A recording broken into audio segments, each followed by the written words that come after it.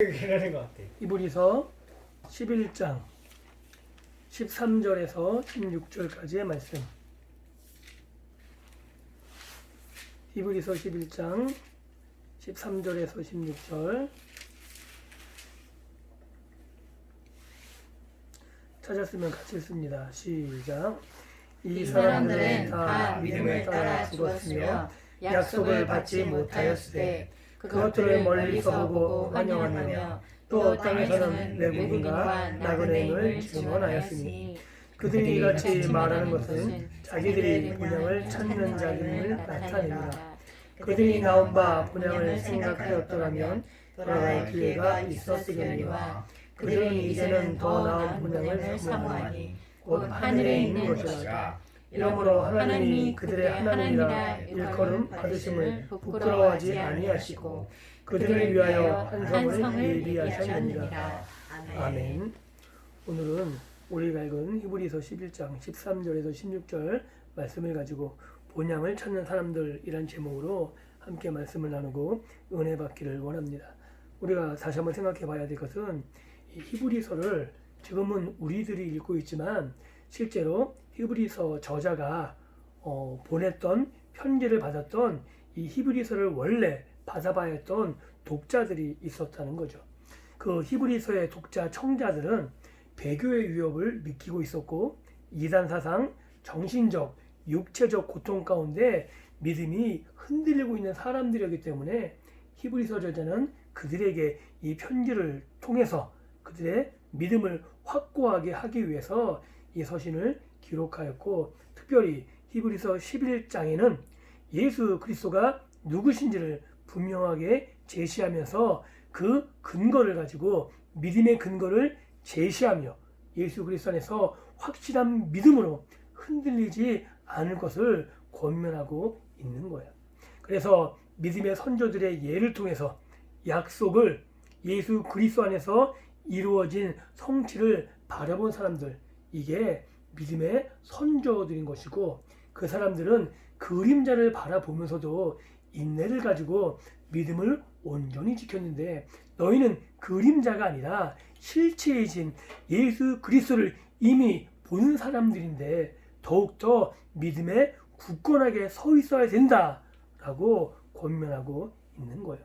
그래서 히브리서 기자, 히브리서 저자가 히브리서 11장에서 강조하고 싶은 믿음은 뭐냐면 히브리서 10장 36절을 통해 말하고 있듯이 인내의 측면에서 이 믿음을 드러내고 싶은 것이 있는 것이고, 그 부분을 믿음의 선조들, 믿음의 조상들을 통해서 그들이 어떻게 바라보고 있으며 어떻게 인내하면서 그들의 길을 걸어갔는지를 분명하게 나타내고 있는 거예요.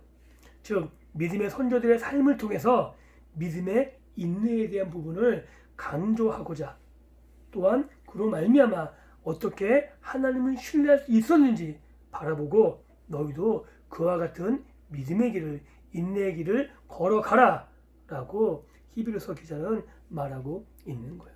그래서 이제 대표적으로 우리가 보고 있는 아브라함을 살펴보게 되면 하나님께서 믿음의 조상 아브라함에게 약속을 이루기 위해서 택한 방편이 뭐냐면 율법이 아니라 은혜라는 거예요.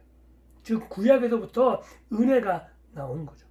우리는 보통 알고 있으면 구약은 율법, 신약은 은혜, 그런데 그렇지 않은 거예요. 하나님이 믿음의 조상으로 아브라함을 택하셨는데 그것 자체가 은혜다라고 강조하고 있어요. 즉 아브라함 편에 믿음이 강조되면 믿음은 약화돼요.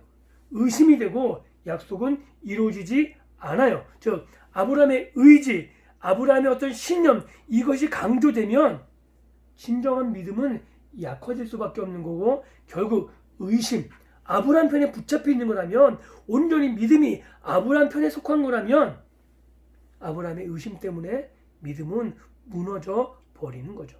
그런데 하나님께서는 아브라함에게만 맡겨놓지 않고 하나님의 방법, 하나님 편에서 베푸신 은혜, 하나님 편에서 계획하신 그 모든 방편, 그 내용, 그것을 히브리서 기자는 믿음이다 라고 말하고 있는 것이고, 그 하나님의 방편인 믿음을 아브라함이 받아들였고 그것을 수납한 아브라함을 히브리 창세기 15장에서는 의로 여기셨다. 하나님을 믿는 아브라함의 믿음을 의로 여기셨다라고 말하고 있어요.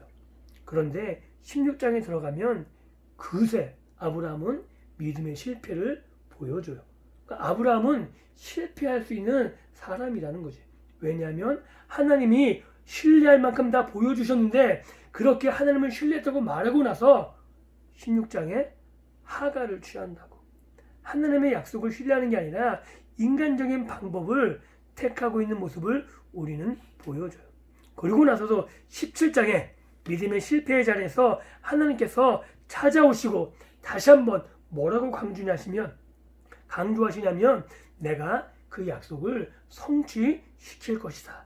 그래서 뭐라고 말하고 있냐면 나는 전능자라. 내 앞에서 완전하라.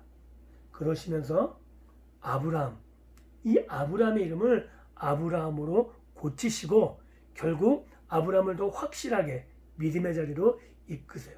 왜냐하면 아브라함이 열국의 아비거든. 즉 모든 왕들의 아버지가 될 것이다. 근데 자손이 없잖아. 그럼에도 불구하고 이 실패의 자리에서 더 확실한 신뢰의 모습을 하나님이 이끌어갈 것을 다 보여주시고 그것을 다시 한번 아브라함이 받아들이는데 그 아브라함과 하나님의 의사소통에 하는 모든 과정들, 그 모든 것들을 포함해서 히브리서 기자는 믿음이다 라고 말하고 있는 것이고, 하나님이 약속하셨지만 아브라함은 계속해서 뭐 하고 있어야 되냐면 인내하고 있어야 되는 거예요. 실제로 하나님이 17장에서도 그렇게 신뢰하라고 말씀하셨지만 그 약속이 언제 이루어져? 이삭 낳을 때 한참 뒤에 가서 이루어져요. 즉 아브라함이 계속해서 요구받은 건 인내라는 사실을 우리는 분명하게 기록하고 있어야 돼요.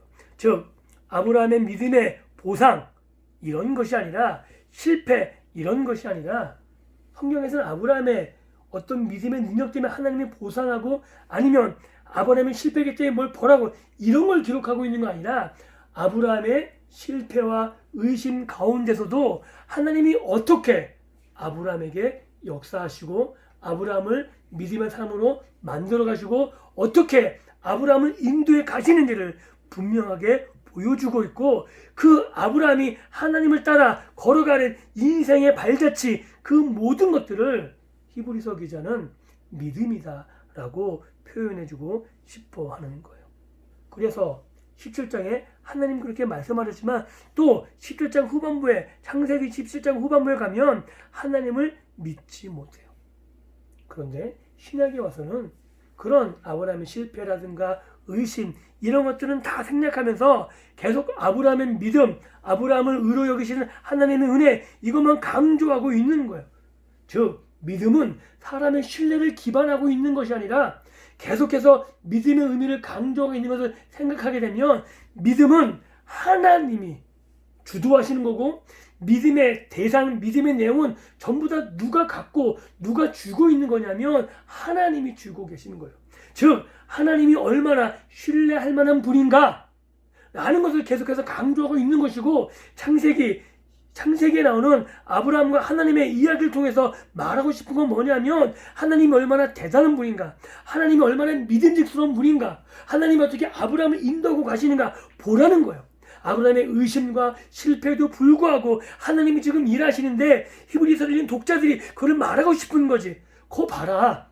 하나님이 그렇게 아브라함을 인도하셨고 하나님이 아브라함을 여기까지 인도하셔서 결국 하나님의 도성을 바라보게 하셨고 이 땅을 바라보는 것이 아니라 하나님과 함께 믿음의 길을 걸어가게 하셨는데 너희는 그 약속의 성취를 맛보고 있는 사람들이 아니냐. 그 하나님이 너희의 하나님이 아니냐. 예수로 말미암아 온전히 성취를 이루신 하나님이 지금 너희와 함께 있는데 너희도 아브라함과 동일하게 믿음의 길을 걸어가야 되지 않겠느냐라고 말하고 있는 거예요. 즉 아브라함을 의로 여기셨던 하나님, 그의 실패와 그의 의심과 그럼에도 불구하고 하나님 앞에서 반응했던 그 아브라함을 의로 여기셨던 하나님이 너희가 지금 비록 흔들리고 실패하고 그렇게 불안한 가운데 있지만 하나님의 말씀 앞에 반응하는 너희들에게도 동일하게 아브라함처럼 의로 여기실 거야. 아브라함을 인도하셨듯이, 아브라함을 버리지 않으셨듯이 너희도 붙잡아 주실 거고 너희도 버리지 않으실 거야 라고 히브리서 저자는 히브리서를 읽는 독자들에게 말하고 있는 거고, 그것은 오늘을 사는 우리들에게도 동일하게 말하고 있는 거예요. 하나님은 무엇 하나 잘못하면 심판으로 나락으로 내모는 하나님이 아니라 우리하고 교제하시고 반응하시면서 우리의 의심과 우리의 믿음의 실패 그 자리에서도 우리를 붙잡아 주실 것이고 우리를 인도하셔서 결국 아브라함처럼 우리를 온전한 믿음으로 세워 가실 것이니 분명하게 하나님을 신뢰하고 끝까지 믿음의 길을 걸어가라라고 권면하고 있는 거예요. 그래서 예수를 믿는 믿음은 조건이 아니에요. 왜냐하면 우리가 예수님을 믿는 믿음은 우리의 능력으로 우리의 신념으로 생긴 게 아닌 거지. 로마서에서 사도 바울이 뭐라고 말하고 있냐면 우리가 죄인 되었을 때 예수님이 우리를 위해서 죽으셨대요. 하나님을 찾고자 노력하거나 예수를 깨달아 아는 게 아니고 전혀 관계없을 때 우리를 위해 죽으셨다고. 즉 하나님 편에서 이미 다 일을 이루어 놓으셨다고. 이미 다 일을 이루어 놓으신 그 일을 가지고 우리에게 찾아오셔서 우리에게 베푸신다고. 그 은혜 베푸시는 것을 우리가 받아 누리고 그 은혜에 반응하면서 우리가 하나님을 향해서 걸어가는 그 과정 모든 것을 믿음이라고 이야기하고 있는 거기 때문에 믿음은 온전한 내 편의 반응만이 아니라 하나님이 일을 시작하시고 내가 반응하면서 하나님이 인도하시고 하나님이 이끌어가시고 거기에 내 신뢰와 내 의심과 그러나 하나님이 놓치지 않고 계신 그 모든 것들을 히브리서 기자는 믿음의 선진들의 삶을 통해서 믿음이다 라고 이야기하고 있고, 그래서 우리가 이 믿음의 선진들의 삶을 통해서, 즉 믿음은 내 편에서 온전히 신뢰하는 것, 의지, 이것들이 필요하긴 하지만 그러나 가장 중요한 것은 다시 한번 강조하지만 과연 믿음의 대상이신 하나님이 얼마나 믿을 만한 분인가, 얼마나 하나님이 신뢰할 만한 분인가, 이것이 믿음에 있어서 가장 중요하다는 거예요. 그래서 히브리서 11장에서 강조하는 게 뭐냐면 이 믿음의 선진들은 믿음을 따라 살았다. 믿음의 길을 걸어갔대요. 얼마나 뛰어난 신념과 의지를 말하고 있는 게 아니고 믿음의 길을 걸어갔다는 거예요. 믿음. 이 가장 중요한 건 믿음을 따라 살았다는 거지. 즉 하나님이 신뢰할 만한 분위기에 하나님이 인도하시는 그대로 걸어갔다라고 말하고 싶어 하는 거예요. 그래서 대표적으로 아브라함의 이야기가 히브리서 11장에 가장 많이 나와요. 왜요? 아브라함의 인생 자체가 믿음의 여정이었으니까. 하나님의 간섭을 가장 두드러지게 말하고 있는 사람이 아브라함이라고 말할 수 있는 거예요. 우상을 섬겼던 우리에서 불러내어서 하나님의 통치 안에 들어오게 하고 거기서 끝나는 게 아니고 방치하는 게 아니라 하나님이 계속 인도하시고 사사건건 간섭하시고, 그래서 결국 하나님의 약속을 이루게 하시는 그 삶을 살게 하는 샘플로서 아브라함이 보여주고 있는데, 그와 같이 너희도 그렇게 내가 간섭할 거야. 예수 안에서 너희를 택한 건 내가 불러내서 방치한 게 아니고 내가 불러냈기 때문에 예수 안에서 너희를 끝까지 하나하나 간섭하고 그 길을 끝까지 인도해 나갈 거야 라고 말하고 싶어 하시는 거예요. 그래서 믿음의 책임, 이것은 조건이 아닌 거예요. 오히려 히브리서에서는 믿음이 특권이고 누리는 권리이고 그 안에서 베푸신 하나님의 은혜를 맛볼 수 있는 기회다라고 말하고 있다는 사실을 기억할 수 있기를 원해요. 예수 그리스도 안에서 부르신 믿음의 사람들, 이 사람들이 다 히브리서 11장에 나오는데 그들만이 있는 게 아니고 이 히브리서 11장 외에도 수많은 사람들, 그리고 오늘을 사는 믿음의 사람들도 동일하게 하나님의 통치 안에 들어와 있는 것이고, 믿음의 영역 안에서 아브라함을 샘플로 보여주신 것처럼 우리도 그렇게 살아가고 있다라고 보여주고 있는 거예요. 이것이 오늘 히브리서 11장에서 아브라함을 통해서 보여주고 싶어하는 하나님의 말씀이라고 말하고 있는 거죠. 그렇다면 과연 하나님께서 그렇게 다 베푸시는데 우리 믿음의 사람은 해야 될 건 뭐냐? 신념보다는 오히려 성경에서 가장 많이 강조하는 게 뭐냐 하면 인내라는 거예요. 지난주에도 말했듯이 믿음의 삶은 분명히 인내를 요구합니다. 그래서 우리 모든 가족들이 정말 믿음의 선조들이 인내함을 가지고 하나님의 약속을 붙잡았던 것처럼 오늘도 비록 우리 눈앞에 만져지는 것이 없는 것 같고 눈에 보여지는 것이 없는 것 같을지라도 하나님의 약속을 붙잡을 수 있는 인내를 가지고 믿음으로 살아가기를 주님의 이름으로 축원합니다. 여기 나오는 이 사람들, 믿음의 사람들은 땅에서는 외국인과 나그네임을 증언했다 그래요. 14절 이하의 내용 보면 그들이 이같이 말하는 것은 자기들이 본향 찾는 자임을 나타냅니다. 즉 이 땅이 목표가 아님을 그들은 나타냈다는 거예요. 그들이 나그네처럼. 아브라함이 대표적인 거잖아. 나그네잖아. 그 땅에 자기 소유가 없었다고. 유일한 소유는 뭐야? 자기 매장지. 사라의 매장지. 이거 외에는 없었어요. 즉 남이 볼 때는 아브라함은 나그네라고 진짜 고향이 없는 거라고. 그러면서 뭘 볼 수 있는 거야? 아, 저 사람 왜 저기 있지? 갈 곳이 있나? 저 사람 이 땅 사람이 아닌데? 아브라함과 같이 우리가 이 땅의 사람들에겐 그렇게 보여진다는 거예요. 그런데 아브라함처럼 나그네처럼 사는 거지만 누리며 살았다는 거예요. 뭘 누리며? 하나님의 약속을, 이 땅을 주실 약속을 받았기 때문에 그 땅에서 이 땅이 자기 것처럼 살았다라고. 풍성하게. 자기 땅이 하나도 없지만 하나님 뭐라고 그래요? 종으로 횡으로 다녀봐라. 다 너에게 줄 거야. 아브라함은 그 약속을 믿어 살았다고. 우리도 이 땅을, 우리가 소유할 수 없는 이 땅을 나갈처럼 살지만 하나님 우리에게 약속하신 땅이 있다고. 하늘에 약속하신 땅. 죽어서만 가는 게 아니고 이 땅에서 누리는 하나님의 통치 안에 있는 하나님의 나라가 우리 안에 약속되어 있기에 우리는 이 땅을 나그네로 살지만 우리는 이 땅에서 누리며 사는 하나님의 백성이라고 성경은 말하고 있어요. 그래서 아브라함은 아무것도 소유하지 않았지만 믿음을 따라 죽었다라고 그래요. 그래서 약속을 받아 누리는, 그러기에 믿음 안에서 평안하게 잠잘 수 있는, 이것이 아브라함의 삶이라고 히브리서 기자는 말하고 있는 거예요. 그래서 믿음이란 하나님의 긴 기다림과 인생을 향하신 설득의 열매라고 말할 수 있어요. 왜냐하면 하나님은 실패하지 않아요. 정말 믿어요? 쉽지 않지. 하나님은 정말 실패하지 않아요. 그 실패하지 않는 하나님이 우리를 설득하는 과정이 믿음이라 할 수 있어요. 왜냐하면 우리가 믿지 못하거든. 우리가 신뢰하지 못하거든. 지금 내 눈에 만져야 되고 보여줘야 되는데 하나님은 이미 자신이 가진 것을 가지고 이미 약속의 성취를 가지고 우리에게 찾아오셔서 이렇게 될 거야 라고 말하고 계신데 우리는 받아들이지 못하고 있다고. 그래서 인생을 통해서 하나님이 우리를 설득해 가신 과정, 즉 우리가 설득당하는 과정을 믿음이라고 말할 수 있을 거예요. 그래서 계속해서 말하고 있는 거지. 믿음으로 하나님 우리를 설득하는 거고, 우리가 믿었다는 얘기는 뭐냐면 하나님께 설득당했다는 거예요.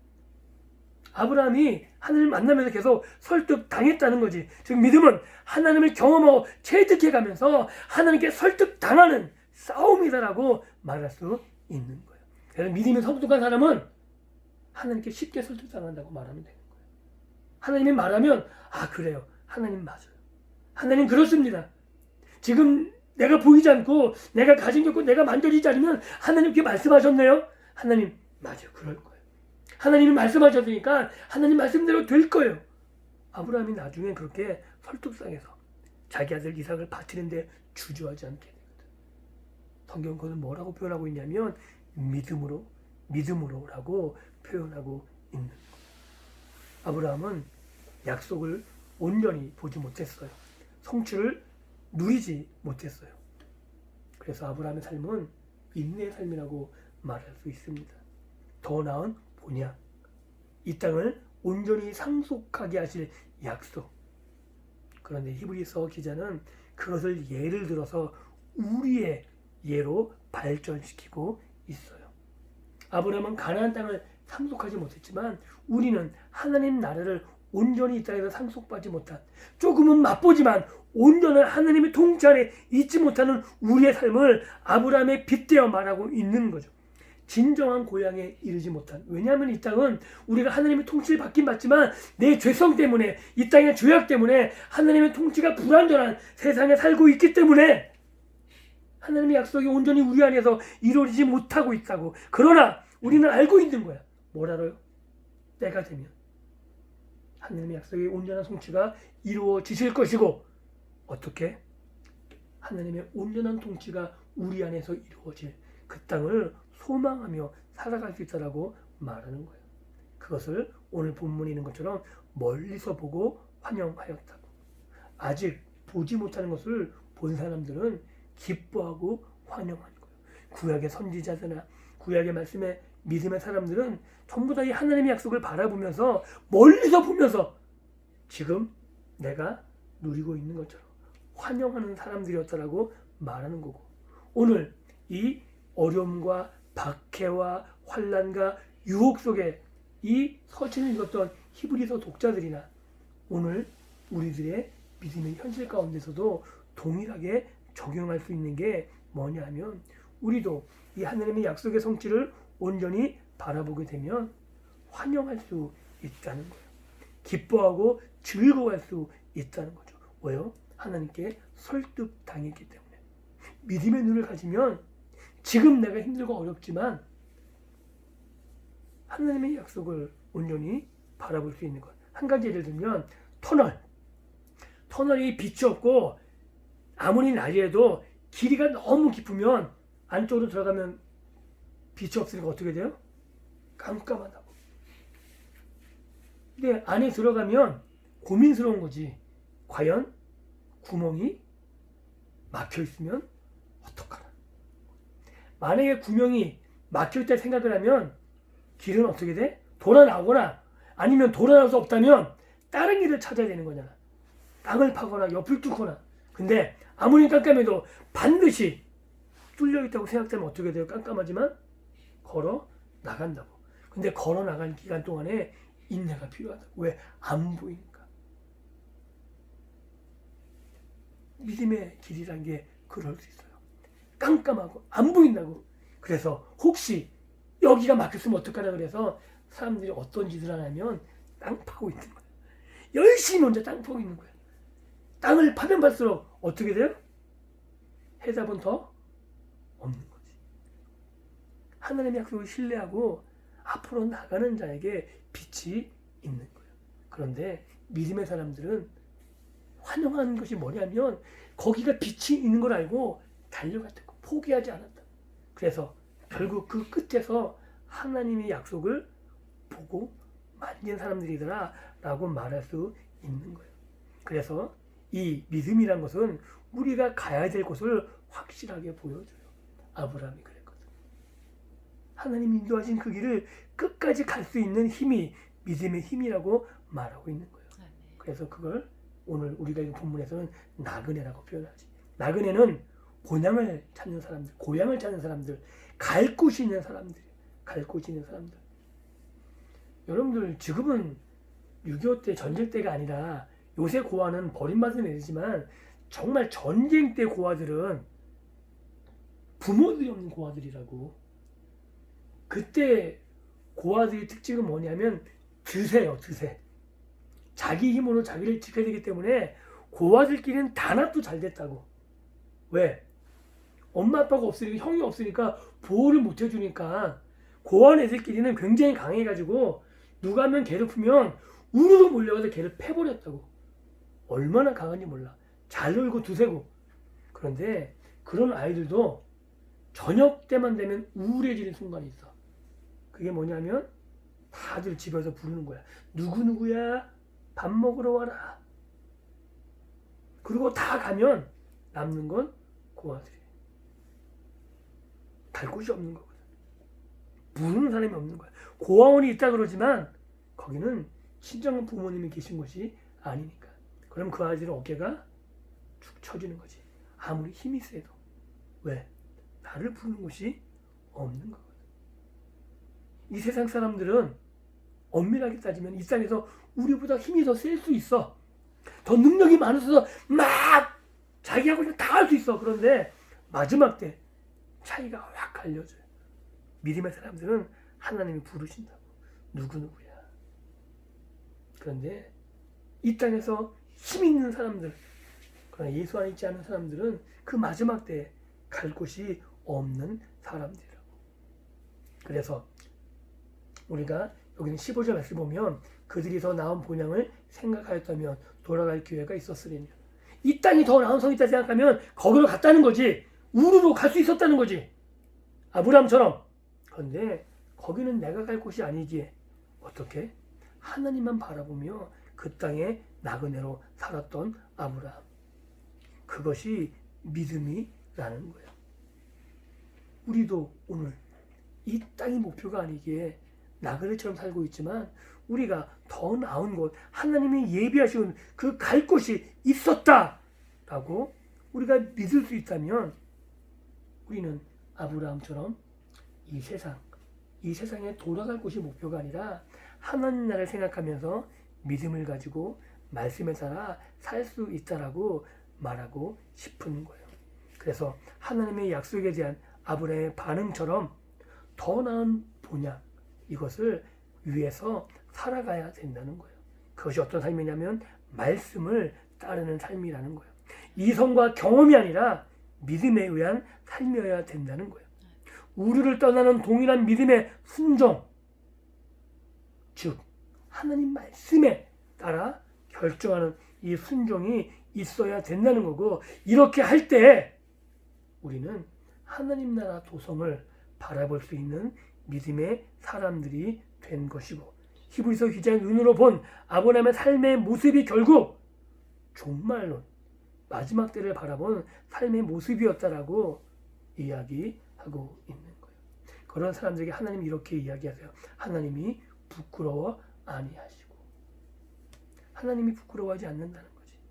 예수님의 표현을 한다면 마지막 때에 내가 너를 부인하지 않겠다는 거지. 왜? 너희들이 나를 부인하지 않았기 때문에. 이 믿음이란 건 그런 거예요. 하나님을 부끄러워하지 않는다는 거야. 하나님의 말씀을 부끄러워하지 않는다는 거야.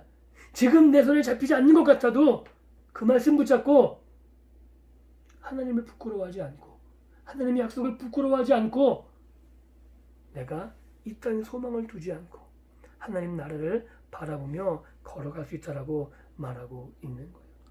그래서 마지막으로 히브리서 기자는 뭘 말하고 싶은 거냐면, 우리 믿음의 사람들은 믿음의 정체성을 가지고 살아가야 된다고 말하고 싶은 거예요.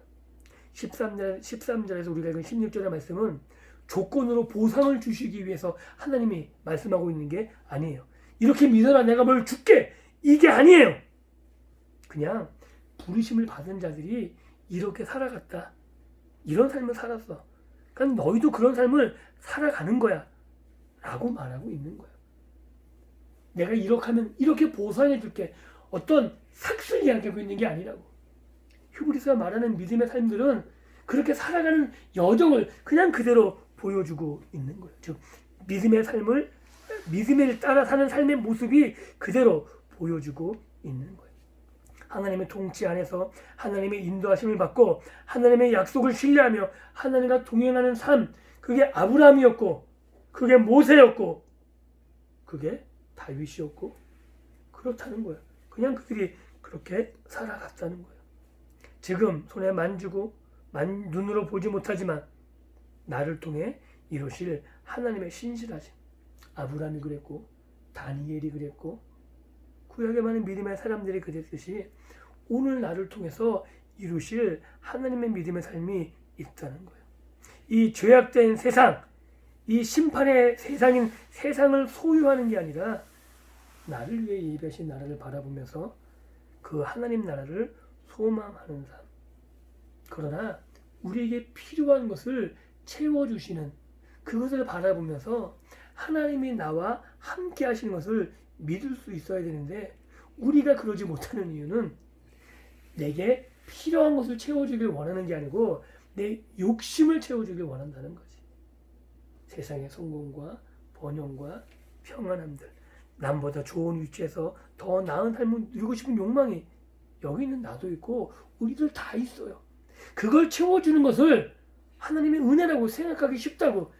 사단은 그렇게 유혹하는 거지. 이단들은 그렇게 유혹하는 거지. 왜? 욕심을 채워주니까. 거기에 혹할 수밖에 없는 거고 그게 맞다라고 거기에 다 몰려갔는데 아브라함은 그렇지 않았다고. 믿음의 사람은 그렇지 않았다고. 자기의 욕심이 아니라 나의 필요를 채우시면서 정말 하나님이 말씀대로 이끌어 가시는 그 나라를, 하나님의 통치를 받으며 살아갔던 사람들이라고 말하고 있는 거예요. 그래서 믿음은 결국 하나님을 아는 것에 달려 있어요. 아는 만큼 신뢰할 수 있고 아는 만큼 순종할 수 있어요.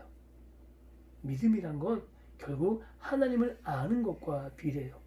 성경을 많이 읽어서 객관적으로 아는 게 아니고 아브라함처럼 사건으로 하나님을 만나야 되는 거지. 하나님과 교제하고 말씀하시는 하나님을 내가 만나야지만 그 하나님의 말씀을 신뢰할 수 있는 거예요. 그 하나님을 만나고 경험하지 못하면 하나님을 신뢰하지 않고 세상의 법칙을 신뢰하게 돼요. 그래서 다윈의 자연도태설, 다윈의